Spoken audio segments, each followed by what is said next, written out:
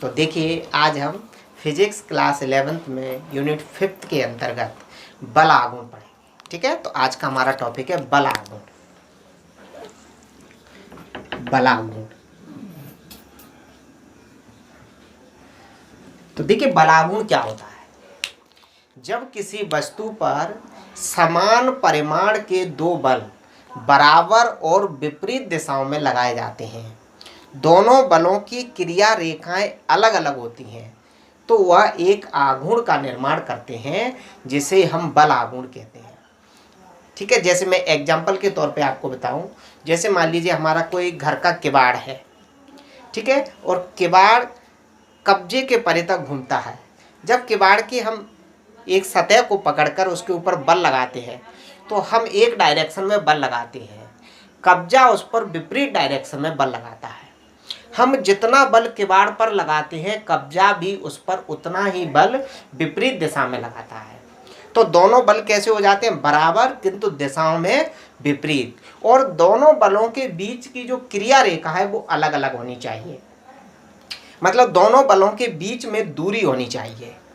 दूसरा मैं एक एग्जांपल और दूं, जैसे मान लीजिए हम साइकिल के हैंडल को घुमाते हैं तो उस पर एक हाथ से एक डायरेक्शन में बल लगाते हैं और दूसरे हाथ से विपरीत डायरेक्शन में बल लगाते हैं। तो दो बल बराबर किंतु विपरीत दिशाओं में लगाते हैं और दोनों बलों की क्रिया रेखाएं अलग अलग होती हैं, यानी दोनों बलों के बीच में लंबवत दूरी होनी चाहिए। मतलब ये कह सकते हैं कि यदि दोनों बलों के बीच में लंबवत दूरी नहीं होगी तो वो एक बल आघूर्ण का निर्माण नहीं करेंगे। जैसे एक एग्जांपल और दे रहा हूँ, जैसे मान लीजिए जब हम कभी किसी कुर्सी पर बैठते हैं तो हम कुर्सी पर जितना बल नीचे की तरफ लगाते हैं, कुर्सी भी उतना ही बल हम पर ऊपर की दिशा में लगाती है। तो दोनों बल बराबर और विपरीत दिशाओं में हैं, किंतु दोनों की क्रिया रेखाएं एक ही बिंदु पर है, क्योंकि जितना बल हम कुर्सी पर लगा रहे हैं उतना ही कुर्सी ऊपर को लगा रही है उसी बिंदु पर। तो दोनों बल एक ही बिंदु पर कार्य कर रहे हैं, ठीक है, एक ही बिंदु पर कार्य कर रहे हैं, इसलिए इनकी क्रिया रेखाएं क्या है? एक ही हो जाएंगी। तो इससे एक बल आघूर्ण का निर्माण नहीं होगा। बल आघूर्ण का निर्माण होने के लिए दोनों बल बराबर और विपरीत दिशाओं में लगे और दोनों की क्रिया रेखाएं अलग अलग हो, यानी दोनों बलों की रेखाएं अलग अलग हो, दोनों रेखाओं के बीच में दूरी होनी चाहिए। दूसरा एग्जाम्पल दें, जैसे हम हैंडपंप को चलाते हैं तो हम हाथ से डंडे को नीचे की तरफ करते हैं, पिस्टन क्या करता है? उस डंडे पर ऊपर की डायरेक्शन में बल लगाता है। जब हम हत्थे को ऊपर की तरफ करते हैं तो पिस्टन उस पर नीचे की तरफ बल लगाता है। ठीक है, तो इसका मतलब ये हुआ कि जब हम किसी वस्तु पर समान परिमाण के दो बल बराबर और विपरीत दिशाओं में लगाते हैं और दोनों बलों की क्रिया रेखाएं अलग अलग होती हैं, तो उससे एक बल आघूर्ण का निर्माण होता है। ऐसे भी बोल सकते हैं, जैसे हम पेन के ढक्कन को जब खोलते हैं तो उंगलियों से बल लगाते हैं, इस उंगली से इस डायरेक्शन में और दूसरी से अपोजिट डायरेक्शन। या नल की टोंटी को खोलते हैं तो उस पर एक बल आघूर्ण लगाते हैं। दोनों बलों की दिशाएं क्या होती हैं? अलग अलग होती हैं। तो मुझे लगता है कि आपको समझ में आ गया होगा, तो मैं इसकी डेफिनेशन लिख रहा हूं। देखिए, जब किसी वस्तु पर समान परिमाण के दो बल बराबर तथा विपरीत दिशा में कार्य करते हैं, जिनकी क्रिया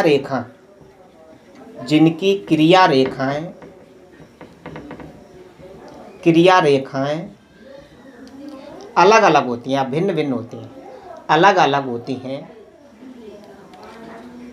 तो वे एक बलाघूर्ण का निर्माण करते हैं, बलाघूर्ण का निर्माण करते हैं।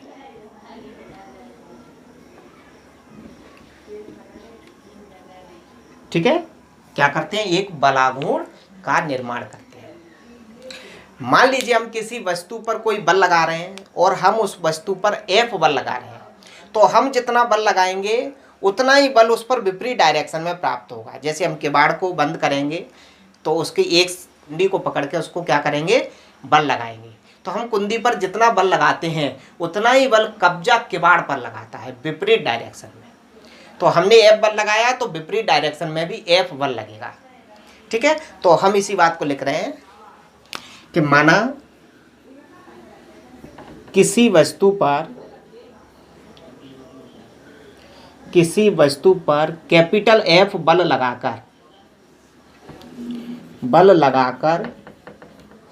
घूर्णन कराया जाता है। घूर्णन कराने का मतलब घुमाया जाता है। घूर्णन कराया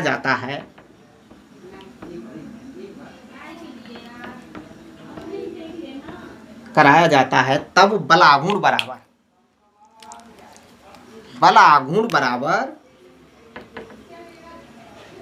आघूर्ण भी बोल सकते हैं और बल प्लस आघूर्ण मतलब बल आघूर्ण अलग अलग भी लिख सकते हैं। बल आघूर्ण बराबर जो फॉर्मूला होता है बल इंटू बलों के बीच की लंबवत दूरी। ठीक है, बल इंटू बलों के बीच की लंबवत दूरी। बल आघूर्ण को हम टाउ से लिखते हैं तो टाउ बराबर बल कितना लगाया F और दोनों बलों के बीच की लंबवत दूरी को मैं R मान रहा हूं, तो ये बल आघूर्ण का फॉर्मूला हो जाएगा F इंटू R। ठीक है, नीचे लिख देंगे जहां R क्या है, दोनों बलों के बीच की लंबवत दूरी। सिर्फ बीच की दूरी नहीं लिखना है, दोनों बलों के बीच की लंबवत दूरी है। तो बलों के बीच की लंबवत दूरी। ठीक है, बलों के बीच की लंबवत दूरी। ठीक, यहां से इसका मात्रक निकालें तो मात्रक क्या आ जाएगा, देखिए बल आघूर्ण का मात्रक क्या हो जाएगा, बल का मात्रक हो जाएगा M के एस में न्यूटन और दूरी का मीटर। तो बल आघूर्ण का मात्रक क्या बन जाएगा, न्यूटन इंटू मीटर। ठीक है, न्यूटन इंटू मीटर कार्य का भी होता है जिसको हम जूल बोलते हैं, लेकिन इसको हम जूल नहीं बोलेंगे, ये ध्यान रखना। इसका मात्रक न्यूटन इंटू मीटर होता है जिसे जूल नहीं कहते हैं, जूल नहीं बोल सकते हैं।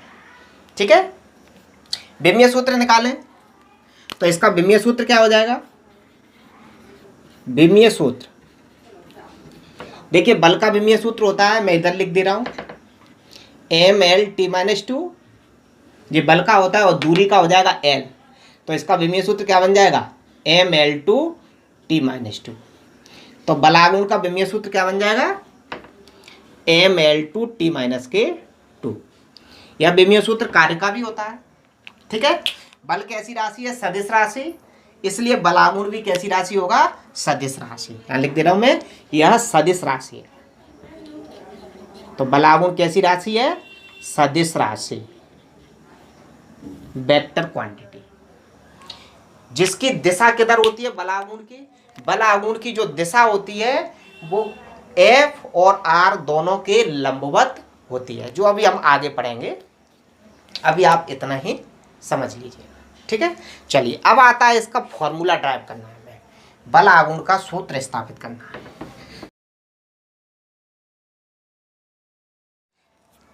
देखिए मान लीजिएगा कि हम किवाड़ का ही एग्जाम्पल दे रहे हैं, तो ये सपोज कीजिए कब्जा है और इसके परे तक कोई किवाड़ ऐसे घूम सकता है।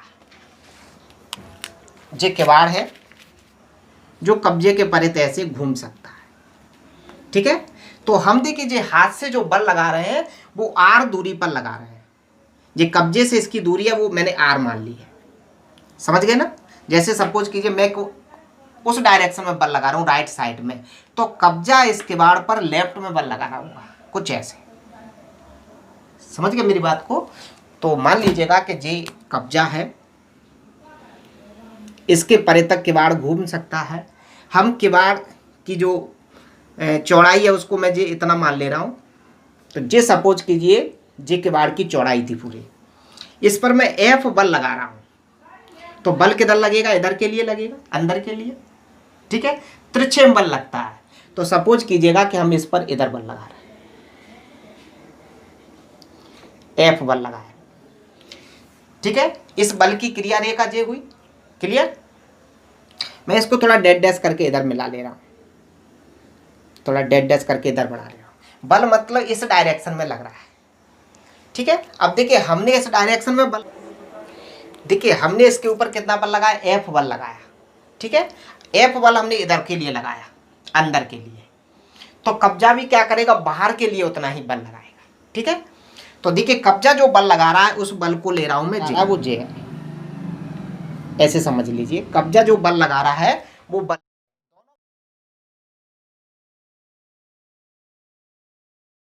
देखिए हमने जो बल लगाया वो कितनी दूरी पर लगाया है, आर दूरी पर, यानी यहां पर हमने बल लगाया। हम इस पर अंदर के लिए बल लगा रहे हैं, जो क्या कर रहा है, बाहर के लिए बल लगा रहा है। तो इसी बात को हमें लिखना है कि माना किसी वस्तु पर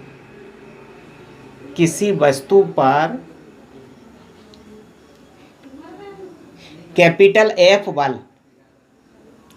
बल स्मॉल आर दूरी पर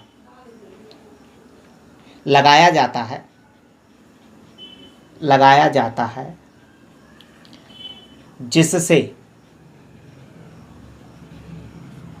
वस्तु में आघूर्ण उत्पन्न हो जाता है, आघूर्ण उत्पन्न हो जाता है, तब बलाघूर्ण बराबर, यहां लिख रहा हूं, तब बलाघूर्ण बराबर बल गुणित बलों के बीच की लंबवत दूरी, बलों के बीच की लंबवत दूरी, बल गुणित बलों के बीच की लंबवत दूरी, या इसी को मैं ये बोल दूं टाउ बराबर बल कितना लग रहा है, एफ, बलों के बीच की लंबवत दूरी। लंबवत दूरी मतलब 90 डिग्री के कोण पर जो दूरी होती है। देखिए अब समझना थोड़ा सा, मैं इस चित्र को और आगे बढ़ा रहा हूं। देखिए जे कोण मान लीजिए, जे जो बल है वो 90 डिग्री सॉरी थीटा कोण पर लग रहा है, इसको मैं थीटा मान लूँ, जे भी थीटा होगा, क्योंकि जे जो बल है वो दूरी से जे जो बल है वो इस दूरी से थीटा कोण पर कार्य कर रहा है। किवाड़ है उसकी सतह से थीटा कोण पर कार्य कर रहा है, तो जब जे कोण थीटा होगा तो जे भी थीटा हो जाएगा। यानी कि जो किवाड़ की सतह है, देखिए जे हो गया कब्जा, जे कब्जे से यहाँ तक की हो गई दूरी। अब यहाँ पर जो बल लगा रहे हैं वो इस सतह से कुछ कोण पर कार्य कर रहा है, यहाँ से ऐसे में, तो जे कोण कुछ बनेगा, वो कोण मान लीजिए मैंने थीटा, ऐसे कार्य कर रहा है, देखिए जे, ठीक है। तो दूरी से जे कितना कोण पे कार्य कर रहा है, थीटा कोण पर, तो जे कोण मैंने थीटा माना तो जे भी थीटा हो जाएगा। अब देखिए इसको जे अपने आप में एक समकोण त्रिभुज बन गया ओ, इसको ए नाम दे दूं और इसको बी, तो जे एक समकोण त्रिभुज बन गया, ठीक है। तो पहले देखिए हम क्या लिखेंगे, बल आघूर्ण टाउ बराबर बल गुणित बलों के बीच की लंबवत दूरी। तो बलों के बीच की लंबवत दूरी, तो दोनों के बीच की लंबवत दूरी मतलब ओ ए। ये समझ लीजिए इस समकोण त्रिभुज में जो लंब होगा वही उस दोनों बलों के बीच की लंबवत दूरी होगी। तो इस समकोण त्रिभुज में लंब क्या होगा, इस कोण के सामने की भुजा लंब कहलाएगी, तो ये क्या कहलाएगा हमारा, लंब, तो यही लंबवत दूरी होगी। तो ये यहां तक लिखेंगे, इसको समीकरण नंबर 1 दे दें। अब देखिए, अब समकोण त्रिभुज ओ ए बी में, अब समकोण त्रिभुज ओ ए बी में, ठीक है। हमें देखिए जे भुजा ज्ञात करनी है और जे भुजा दी गई है, तो देखिए 90 डिग्री के सामने की भुजा कर्ण हो जाएगी, कोण के सामने की भुजा लंब हो जाएगी और जे आधार हो जाएगी। तो हमें जे भुजा ज्ञात है और जे ज्ञात करनी है, तो या तो इसका बटा इसको लिख दें या इसके बटे इसको लिख दें। तो मैं लंब बटे कर्ण लिख दूं, और लंब बटे कर्ण क्या होता है, साइन, तो साइन थीटा बराबर लंब बटे कर्ण, तो लंब हो जाएगा ओ ए और कर्ण हो जाएगा ओ बी, या साइन थीटा बराबर ओ ए का तो मान ही ज्ञात करना है और ओ बी का मान दिया आर, तेरह गुणा कर दूं तो ओ ए बराबर आ जाएगा आर साइन थीटा। ये जो ओ ए की वैल्यू निकालिए इसको समीकरण 1 में रख दो, ओ ए का मान समीकरण 1 में रखने पर, तो मान रखेंगे तो आ जाएगा टाउ बराबर F into r sine theta. ठीक है, यहाँ तक देखिए। इसको हम और सॉल्व करेंगे तो ऐसा भी लिख सकते हैं, आर को पहले लिख दूं और एफ को बाद में, तो टाउ बराबर आ जाएगा आर एफ साइन थीटा, या टाउ बराबर, जब हमने सदिश में एक फॉर्मूला पढ़ा था ए क्रॉस बी बराबर, ये ध्यान होगा शायद आपको, ए क्रॉस बी बराबर होता था A B sine theta n cap, जहाँ एन कैप क्या होता था, उसकी दिशा को बताता था। तो ए क्रॉस बी को ए बी साइन थीटा लिख सकते हैं, तो ए बी साइन थीटा को ए क्रॉस बी भी लिख सकते हैं। तो यहाँ पर क्या हो जाएगा, आर एफ साइन थीटा को क्या लिख सकते हैं, आर क्रॉस एफ लिख सकते हैं, वही ए बी साइन थीटा वाला फॉर्मूला हो जाएगा, जहाँ ए की जगह आर और बी की जगह एफ। ठीक है, अब देखिए दो सदिशों का सदिश गुणनफल हमेशा सदिश राशि होता है, इसलिए इसके ऊपर भी वेक्टर लग जाएगा। ठीक है, तो यही हमारा बल आघूर्ण के लिए सूत्र था। ठीक है, और वो भी इसका सदिश रूप। अब इसकी दिशा किधर होगी, इसकी दिशा आर और एफ दोनों के लंबवत होगी। ठीक है, इसकी दिशा किधर होगी, आर और एफ दोनों के लंबवत होगी। ठीक, तो इसकी दिशा हम लिख सकते हैं, इसकी दिशा आर क्रॉस एफ के लंबवत होगी। अब देखिए यहाँ से बल आघूर्ण के आधार पर छोटे छोटे बहुत सारे दैनिक जीवन से संबंधित प्रश्न बनते हैं। जैसे पहला क्वेश्चन हमारा ये हो जाता है कि हैंडपंप का हत्था लंबा बनाया जाता है क्यों। ठीक है, हैंडपंप का हत्था लंबा बनाया जाता है क्यों। तो देखिए इसका क्या रीजन है, क्या कारण है। हैंडपंप का हत्था लंबा इसलिए बनाया जाता है क्योंकि देखिए जब हैंडपंप है, सपोज कीजिए ये हैंडपंप है और इसमें ये हत्था लगा हुआ है।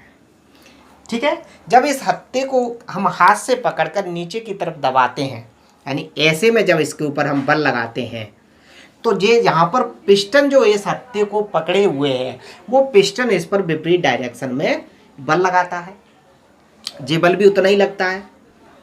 अब जब ये हत्था लंबा होगा तो दोनों बलों के बीच की जो दूरी है वो ज़्यादा होगी, आर। तो जब आर का मान अधिक होता है तो क्या फॉर्मूला आता है, टाउ बराबर एफ इंटू आर।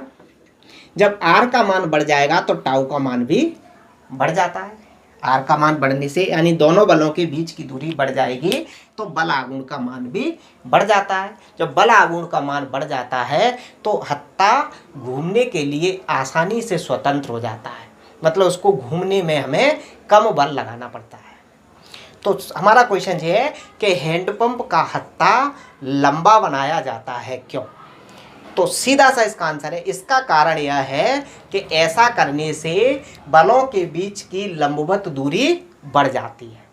जब बलों के बीच की लंबवत दूरी बढ़ जाती है तो बल आघूर्ण का मान क्या हो जाता है, बढ़ जाता है। जब बल आघूर्ण का मान बढ़ जाता है तो हत्थे को घुमाने में या चलाने में आसानी होती है, या हैंडपंप को चलाने में आसानी होती है। तो आप इसको लिख सकते हैं कि हैंडपंप का हत्था लंबा बनाने से दोनों बलों के बीच की लंबवत दूरी बढ़ जाती है, जिससे बल आघूर्ण का मान बढ़ जाता है, फलस्वरूप हैंडपंप को चलाने में आसानी होती है। दूसरा क्वेश्चन हमारा ये बनता है कि आपने देखा होगा कि जो आटा वाली चक्की होती थी पहले, पत्थर वाली चक्की या मिट्टी के बर्तन बनाने वाला वो चाक होता है, उसमें लकड़ी फंसाने का जो डंडा होता है वो बिल्कुल परिधि के पास लगाया जाता है। देखा होगा जो मिट्टी के बर्तन बनाते हैं तो एक वृत्ताकार उनके पास चाक होता है, जिसको चौक बोलते हैं, वृत्ताकार चाक, उसमें एक लकड़ी फंसाने का गड्ढा रहता है। तो वो गड्ढा बिल्कुल परिधि के पास बनाया जाता है।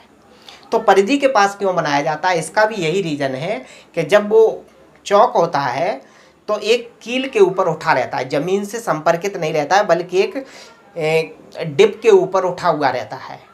ठीक है, तो मान लीजिएगा कि जे इसके ऊपर उठा हुआ है, जे ऐसे में, और यहाँ पर इसमें एक गड्ढा रहता है, उस गड्ढे में लकड़ी को फंसा के वो ऐसे घुमा देता है।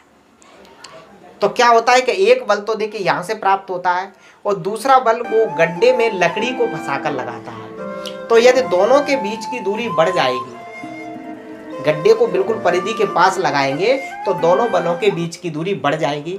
जब बीच की दूरी बढ़ जाएगी, आर का मान बढ़ जाएगा, तो बल आघूर्ण का मान भी बढ़ जाएगा, जिससे उसको घुमाने में आसानी होगी, मतलब बल आघूर्ण उसका बढ़ जाएगा। तो इसका भी रीजन हम लिख सकते हैं कि बर्तन बनाने वाले चौक में लकड़ी फंसाने वाला गड्ढा परिधि के पास बनाया जाता है, क्यों? तो इसका कारण यह है कि ऐसा करने से बलों के बीच की लंबवत दूरी बढ़ जाती है, जिससे बल आघूर्ण का मान बढ़ जाता है, फलस्वरूप चौक को घुमाने में सुविधा होती है। ठीक है, अगला क्वेश्चन ये आ सकता है कि नट को हाथ से खोलने की अपेक्षा पाना से खोलना आसान होता है, क्यों? आपने देखा होगा कि कोई भी नट है, यदि उसको हम हाथ से खोलेंगे तो नहीं खोल पाते हैं, और यदि उसको हम पाने की सहायता से खोलेंगे तो उसको आसानी से खोल सकते हैं। तो देखिए, जब उसको हम हाथ से खोलते हैं तो हम इन उंगलियों से बल लगाते हैं उसके ऊपर, लेकिन दोनों बलों के बीच की जो लंबवत दूरी होती है वो कम होती है। इस उंगली से हम इधर बल लगाएंगे, इससे इधर लगाएंगे, तो दोनों बलों के बीच की लंबवत दूरी कम होती है, मतलब आर का मान क्या होता है? कम होता है। जब आर का मान कम होगा तो बल आघूर्ण का मान कम हो जाता है। ठीक है, तो इसलिए हम नट को हाथ से नहीं खोल सकते हैं। यदि उसी नट को हम पाने की सहायता से खोलें, तो सपोज कीजिएगा कि जे कोई पाना है और यहाँ पर जे कोई नट है, जब इसको पाने में फंसाएंगे तो एक बल तो यहाँ से लगेगा और दूसरा बल हम यहाँ से लगाते हैं, तो दोनों बलों के बीच की लंबवत दूरी बढ़ जाती है, क्योंकि जे लंबवत दूरी जो है, पानी की लंबाई ज़्यादा होती है, तो दोनों बलों के बीच की लंबवत दूरी बढ़ जाती है, इसलिए आर का मान क्या हो जाता है? बढ़ जाता है। जब आर का मान बढ़ जाता है तो बल आघूर्ण का मान बढ़ जाता है, अर्थात नट को खोलने में सुविधा होती है। तो इस प्रकार के बहुत सारे क्वेश्चन बन सकते हैं बल आघूर्ण से संबंधित, जिनको आप आसानी से सॉल्व कर सकते हैं। ठीक है, तो ये क्वेश्चन हमारा यहीं पर समाप्त होता है। आघूर्ण के प्रकार, बल आघूर्ण के प्रकार। तो बल आघूर्ण दो प्रकार का होता है, एक होता है धनात्मक बल आघूर्ण, धनात्मक, और एक होता है ऋणात्मक बल आघूर्ण। तो धनात्मक बल आघूर्ण और ऋणात्मक बल आघूर्ण क्या होता है? बल आघूर्ण का मतलब है घूमना, यानी कोई वस्तु किसी अक्ष के परे तो घूम जाए, तो इसका मतलब उसमें बल आघूर्ण है। अब वस्तु घूम भी दो प्रकार से सकती है, वो इस डायरेक्शन में भी घूम सकती है और इस डायरेक्शन में भी घूम सकती है। तो इन डायरेक्शनों को हम घड़ी की सुई से लेते हैं। यदि कोई वस्तु घड़ी की सुई की दिशा में घूमती है, यदि कोई वस्तु घड़ी की सुई की दिशा में घूमती है, तो इस प्रकार के बल आघूर्ण को ऋणात्मक बल आघूर्ण कहते हैं। ठीक है, जब कोई वस्तु घड़ी की सुई की दिशा में घूमती है तो इस प्रकार के बल आघूर्ण को ऋणात्मक बल आघूर्ण कहते हैं।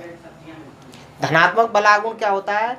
जब कोई वस्तु घड़ी की सुई की विपरीत दिशा में घूमती है, एंटी क्लॉकवाइज, जब कोई वस्तु घड़ी की सुई की विपरीत दिशा में घूमती है तो वस्तु के इस प्रकार के बल आघूर्ण को धनात्मक बल आघूर्ण कहते हैं। ठीक है, तो बल आघूर्ण समझ गए। यदि वस्तु घड़ी की सुई की दिशा में ऋणात्मक बल आघूर्ण, घड़ी की सुई की विपरीत दिशा में है तो धनात्मक बल आघूर्ण। अगला प्रश्न है स्थानांतरीय गति तथा घूर्णन गति। ठीक है,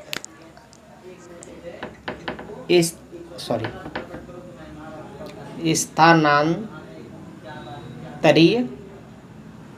गति और दूसरी आती है घूर्णन गति। घूर्णन गति यानी स्थानांतरीय गति तथा घूर्णन गति किसे कहते हैं? तो स्थानांतरीय गति और घूर्णन गति में क्या अंतर है? देखिए, स्थानांतरीय गति क्या होती है? जैसे सपोज कीजिएगा कि जे कोई पिंड है जो छोटे छोटे कणों से मिलकर बना है। ठीक है, जब इस पिंड को हम एक स्थान से दूसरे स्थान तक विस्थापित कर दें, यहां पहुंचा दें,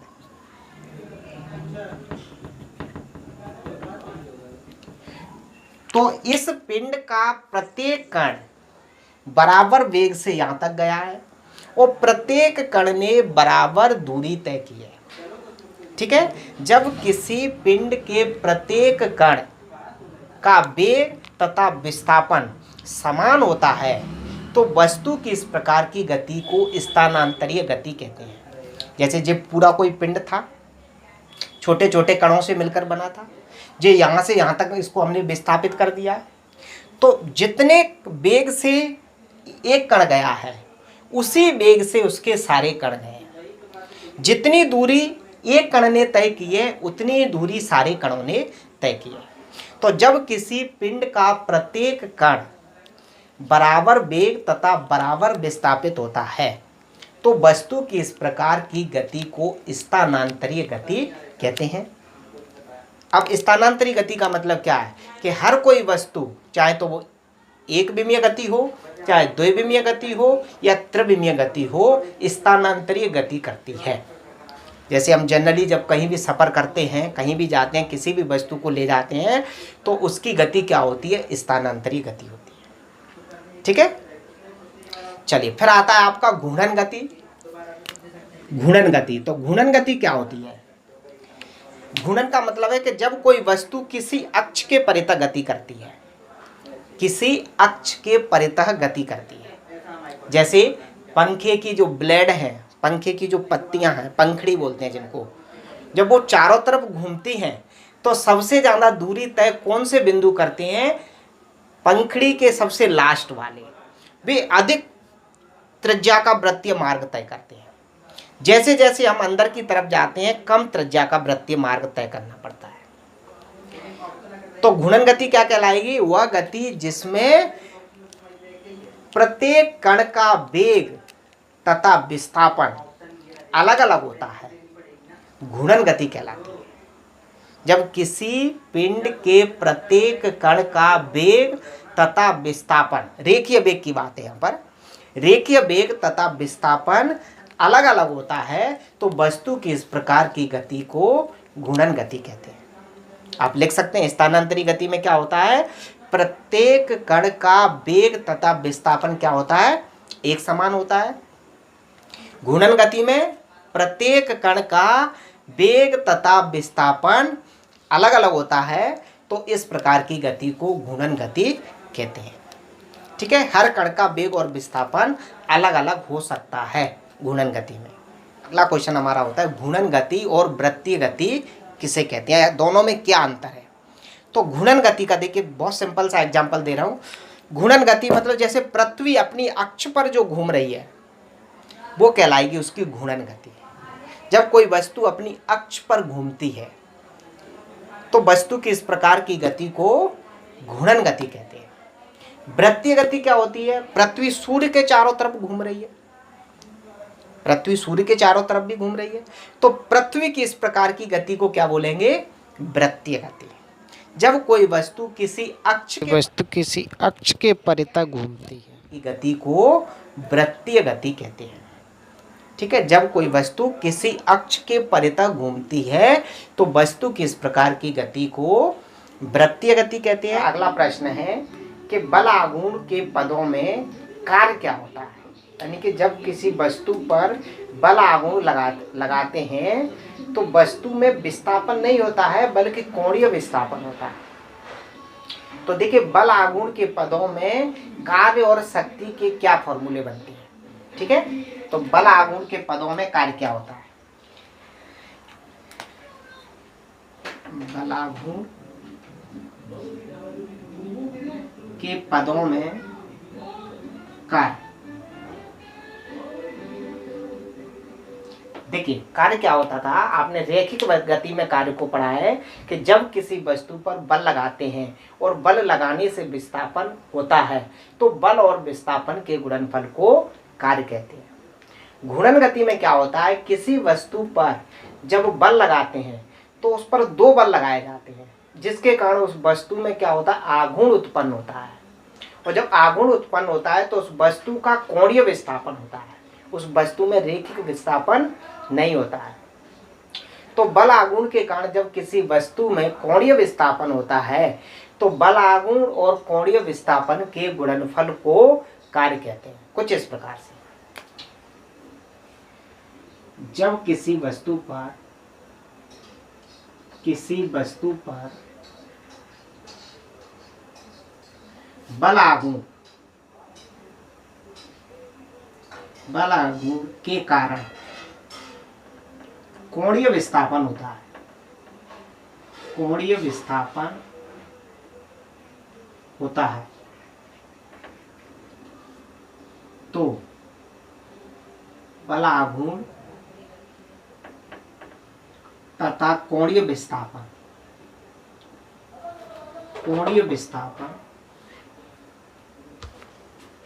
के गुणनफल को कार्य कहते हैं। अर्थात कार्य को हम W से लिखते हैं तो W बराबर बल आघूर्ण टाउ और कोणीय विस्थापन मान लीजिए डेल्टा थीटा है। जब किसी वस्तु पर बल आघूर्ण लगाया जिसके कारण उस वस्तु में क्या हो गया, कुछ कोण वस्तु घूम गई। ठीक है, जैसे सपोज कीजिएगा कि जैसे हैंडपंप के हत्थे को हमने घुमाया तो क्या हो रहा है, उसमें कोण घूम रहा है। ठीक है, तो कोण का विस्थापन हो रहा है। वस्तु एक स्थान से दूसरे स्थान पर नहीं जा रही है, बल्कि वस्तु में कौन सा विस्थापन हो रहा है, कोणीय विस्थापन, उसका कोण घूम रहा है। जैसे पंखा है, पंखे की पंखुड़ी को हमने थोड़ा घुमा दिया तो इसमें किसका विस्थापन हो रहा है, कोण का विस्थापन हो रहा है। तो क्या फॉर्मूला बन जाएगा, कार्य बराबर बल आघूर्ण इंटू कोणीय विस्थापन। जब थीटा क्या है, डेल्टा थीटा क्या है, कोणीय विस्थापन।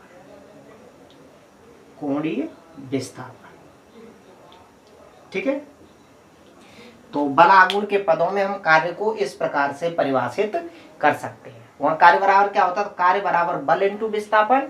यहाँ क्या हो जाएगा, कार्य बराबर बल आघूर्ण इंटू कोणीय विस्थापन। ठीक है, इसी प्रकार बल आघूर्ण के पदों में हम शक्ति को लिखें। बल आघूर्ण के पदों में शक्ति, तो शक्ति का क्या फॉर्मूला बन जाएगा बल आघूर्ण के पदों में। तो देखिए शक्ति को हम P से लिखते हैं, P बराबर क्या होता है, W/T। T या डेल्टा T भी लिख सकते थे। ठीक है, तो इसको हम ऐसे लिखते हैं, W की वैल्यू रख दे अभी हमने जो निकाली थी, टाउ इंटू और बटे डेल्टा T, ऐसे लिख देना। शक्ति बराबर कार्य बटे समय। ठीक है, P बराबर क्या होता है, W/T। T की जगह हमने अल्प समय ले लिया डेल्टा T, यानी कि डेल्टा T समय में डेल्टा W कार्य किया गया है। तो P बराबर W/डेल्टा T, W की वैल्यू रख दी तो क्या बचेगा जी, टाउ जैसे का जैसा और डेल्टा थीटा बटे डेल्टा T। P बराबर क्या आ जाएगा, देखिए कोणीय विस्थापन बटे समयांतर। ये कोणीय वेग का फॉर्मूला होता था, जो आपने पढ़ा होगा, मैंने आपको बताया था। ओमेगा बराबर क्या होता था, डेल्टा थीटा बटे डेल्टा T। जैसे वेग बराबर विस्थापन बटे समय होता था, तो कोणीय वेग बराबर कोणीय विस्थापन बटे समय। तो क्या हो जाएगा, इसकी जगह हम ओमेगा लिख देंगे। तो क्या फॉर्मूला बन जाएगा, P बराबर इंटू ओमेगा। तो जी हमारा किसका फॉर्मूला बन गया, बल आघूर्ण के पदों में शक्ति का फॉर्मूला। जी W नहीं है, यहाँ पर ओमेगा है, के अंतर्गत कोणीय संवेग पढ़ा होगा। ठीक है, कोणीय संवेग क्या होता है, देखिए जिस प्रकार से किसी वस्तु के घूर्णन की माप बल आघूर्ण द्वारा की जाती है, किसी वस्तु के घूर्णन की माप किससे होती है, बल आघूर्ण से। इसी प्रकार घूर्णन गति की जो माप होती है वो होती है कोणीय संवेग से। तो घूर्णन की माप कौन करता है, बल आघूर्ण, और घूर्णन गति की माप कौन करता है, कोणीय संवेग। तो आज हम कोणीय संवेग के बारे में पढ़ेंगे। तो कोणीय संवेग क्या होता है, किसी वस्तु के रैखिक संवेग और उस घूर्णन अक्ष से लंबवत दूरी के गुणनफल को कोणीय संवेग कहते हैं। जैसे देखिए मैं डेफिनेशन लिख रहा हूं, फिर बताता हूं आपको। किसी वस्तु के रैखिक संवेग या रेखीय संवेग तथा घूर्णन अक्ष से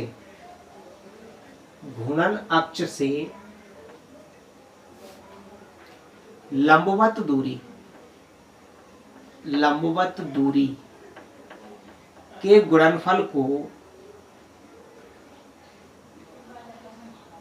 कोणीय संवेग कहते हैं। कोणीय संवेग कहते हैं तथा इसे एल, कैपिटल एल, कहीं कहीं जे से भी दर्शाते हैं, तथा इसे एल द्वारा प्रदर्शित करते हैं। एल द्वारा प्रदर्शित करते हैं। अर्थात कोणीय संवेग बराबर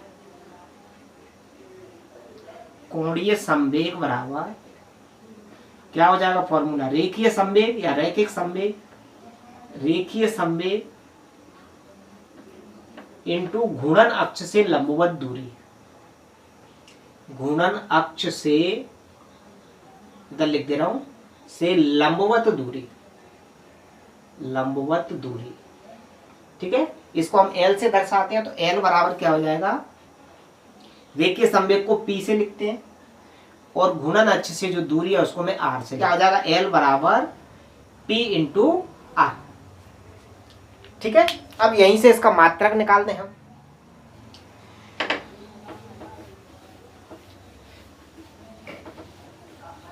तो देखिए इसका मात्रक क्या हो जाएगा, इसका मात्रक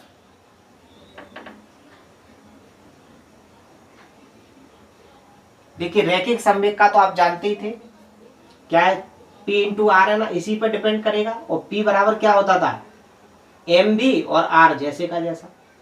तो ये P की वैल्यू हो जाए, तो M का तो क्या हो जाएगा, किलोग्राम। ठीक है, वेग का क्या होगा, इधर लिख ले रहा हूं पहले, देखिए किलोग्राम, वेग का मीटर प्रति सेकंड, और दूरी है इसका भी मीटर, तो क्या बन जाएगा, kilogram into metre square, metre square प्रति सेकंड होता है। तो जे इसका क्या बन गया, मात्रक बन गया। विमीय सूत्र क्या हो जाएगा इसका, इसका विमीय सूत्र देखिए यहीं से निकाल दो या यहीं से भी निकाल सकते हैं। किलोग्राम यानी द्रव्यमान, तो द्रव्यमान का कितना हो जाएगा, एम। मीटर यानी लंबाई, तो लंबाई का एल, इसकी विमा कितनी हो जाएगी, 2।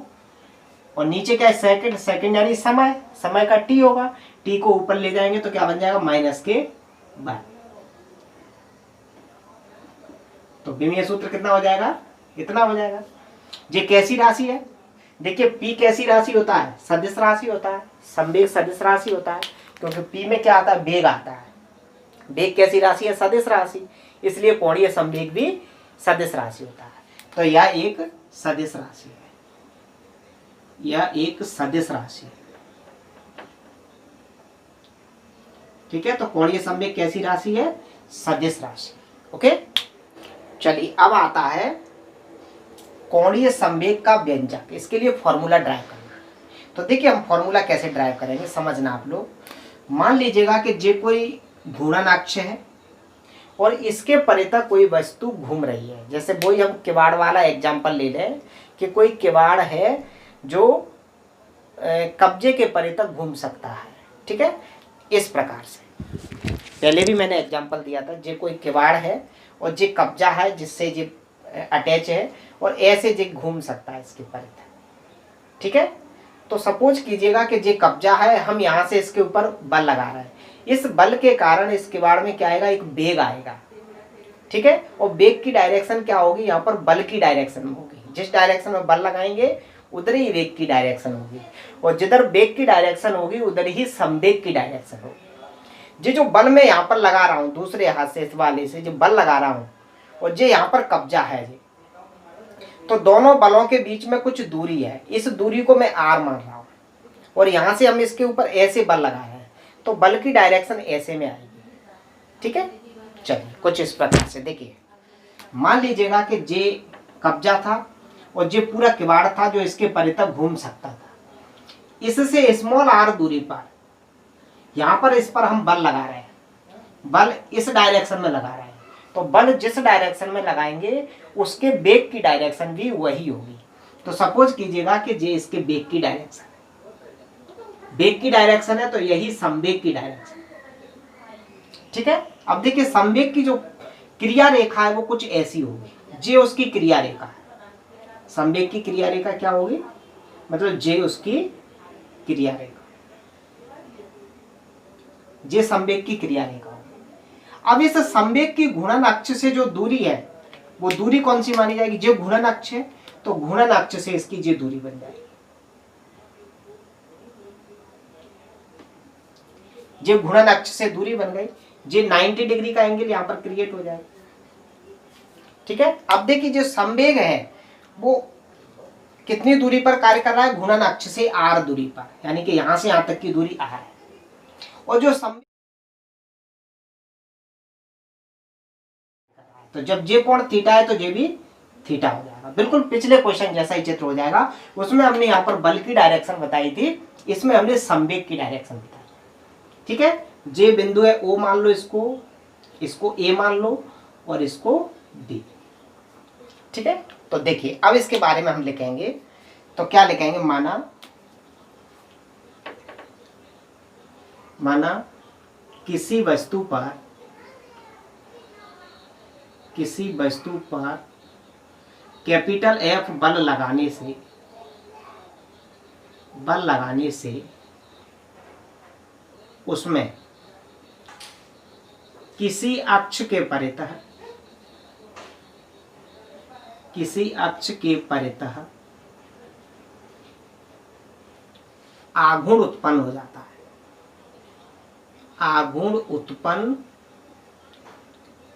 जाता है, जिससे वस्तु घूर्णन गति करने लगती है। तब वस्तु का कोणीय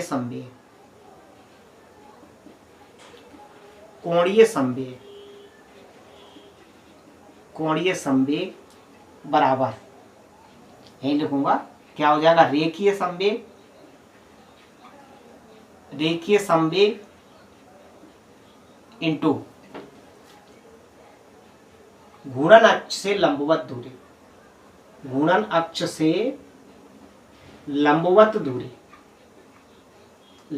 दूरी। ठीक है, या नई लाइन से इसको लिखेंगे तो जो हो जाएगा, इधर लिख रहा हूं, एल बराबर रेखीय संवेग पी और घूर्णन अक्ष से उसकी दूरी क्या है, जे मान जाए।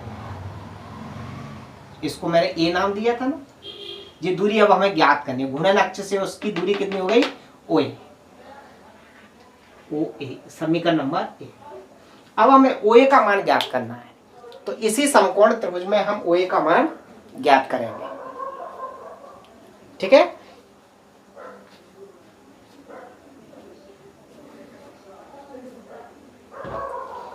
तो देखिए अब समकोण त्रिभुज ओ ए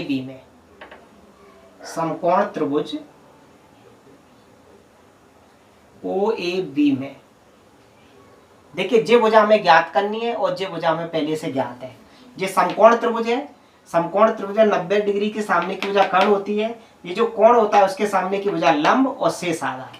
तो देखिए जो लंब हमें ज्ञात करना है और कर्ण हमें पहले से मालूम है, तो या तो लंब बटे कर्ण लिख दें या कर्ण बटे लंब लिख दें। मैं इसको लंब बटे कर्ण लिखूंगा, तो लंब बटे कर्ण क्या हो जाएगा, साइन थीटा। लंब बटे कर्ण क्या हो जाएगा, साइन थीटा। तो त्रिभुज ओ ए बी में साइन थीटा बराबर लंब ओ ए और कर्ण ओ बी, तो साइन थीटा बराबर कितना आ जाएगा, ओ ए तो ज्ञात करना है और ओ बी का मान दिया आर, तो ये आ जाएगा ओ ए बराबर आर साइन थीटा, तिर्यक गुणा कर दिया।